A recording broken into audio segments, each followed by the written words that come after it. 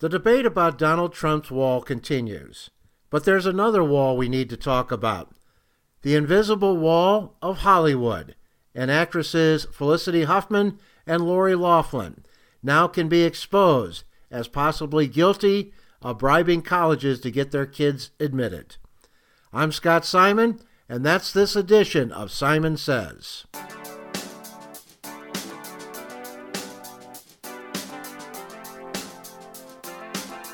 Welcome again to Simon Says.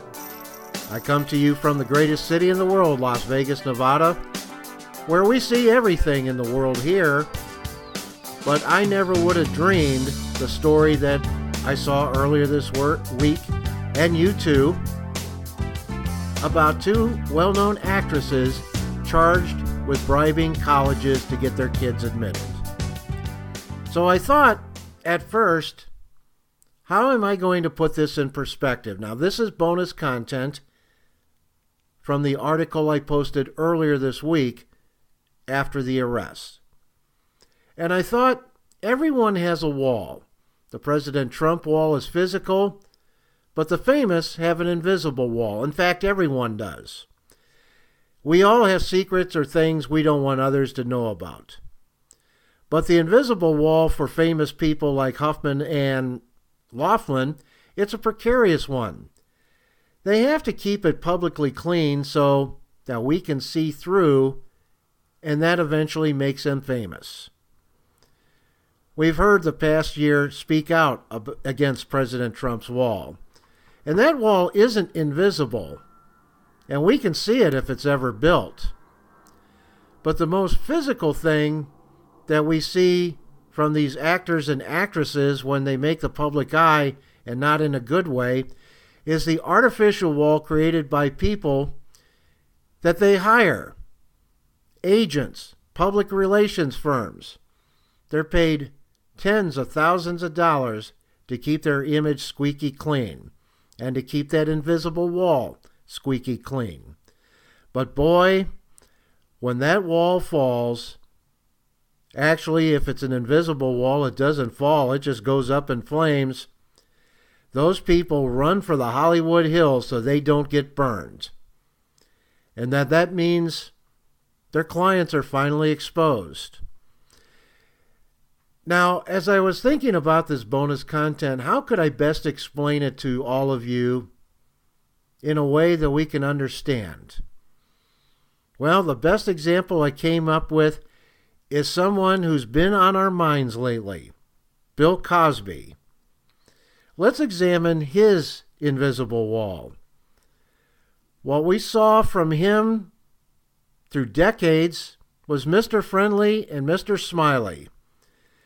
Who can forget his Jell-O pudding commercials outside of his hit TV shows?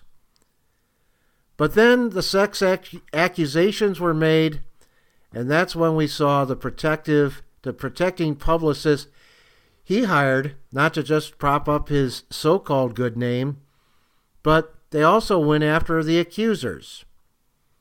So Bill Cosby had a great big invisible wall. Well, it all backfired on him. The jury in court wasn't influenced by Cosby or his hired hands, and they weren't affected by his invisible wall. They found him guilty. He's now in prison for a long time. And now, are we hearing anything from those PR firms trying to sell us on Cosby's good name? They've run for the hills. They got away from the invisible wall that went up in flames. Those PR firms lived for another day, and they didn't get burned. Yeah, their image and credibility might have gone down a notch, choosing to represent someone who's been found guilty of reprehensible crimes. But that's why we live. We live for the next day, hoping it'll be better than the previous day. So I'm going to conclude with this. When the rich and famous speak, whether it's about President Trump's wall or anything outside the realm of entertainment, don't take them for just what they say. There is much more we don't know about them. Their invisible wall only lets us see what they want us to see, not what we really want or need to know. I hope you enjoyed this bonus content. I hope you'll comment on the website, simonsaystories.com, and share it with your friends. I thought I'd make a couple of announcements about the podcast. Hope you enjoyed the audio. We added some equipment lately. Hopefully it'll sound a little better for you.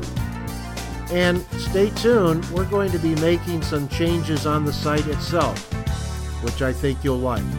Not just for viewing on a laptop or a personal computer, but also on your smartphone device. So until next time, I'm Scott Simon. Simon Says, saying so long from the greatest city in the world, Las Vegas, Nevada.